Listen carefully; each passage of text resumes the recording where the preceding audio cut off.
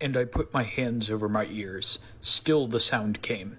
It came rising out of the instrument and cleaving the night as if it were some shining element other than air and light and matter that might climb to the very stars. He bore down on the strings, and I could almost see him against my eyelids, swaying back and forth, his head bowed against the violin as if he meant to pass into the music.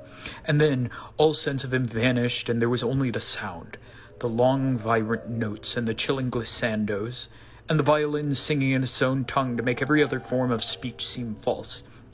Yet, as the song deepened, it became the very essence of despair, as if its beauty were a horrid coincidence, grotesquerie without a particle of truth. Was this what he believed, what he had always believed when I talked on and on about goodness? Was he making the violin say it? Was he deliberately creating those long, pure, liquid notes to say that beauty meant nothing because it came from despair inside him? And it had nothing to do with the despair, finally, because the despair wasn't beautiful. And beauty was then a horrid irony. I didn't know the answer, but the sound went beyond him as it always had. It grew bigger with despair.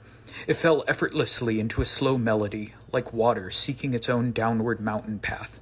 It grew richer and darker still, and there seemed something undisciplined and chastening in it, and heartbreaking and vast.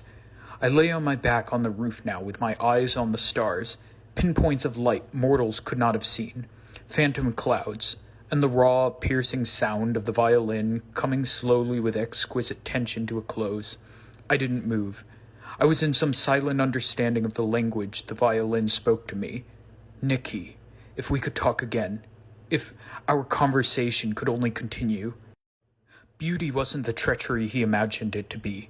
Rather, it was an uncharted land where one could make 1,000 fatal errors, a wild and indifferent paradise without signposts of evil or... In spite of all the refinements of civilization that conspired to make art the dizzying perfection of the string quartet or the sprawling grandeur of Frangard's canvases, beauty was savage.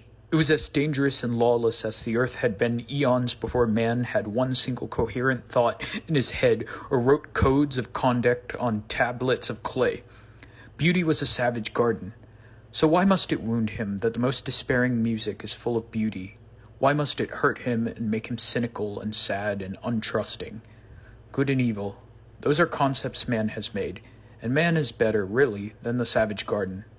But maybe deep inside, Nikki had always dreamed of a harmony among all things that I had always known was impossible. Nikki had dreamed not of goodness, but of justice.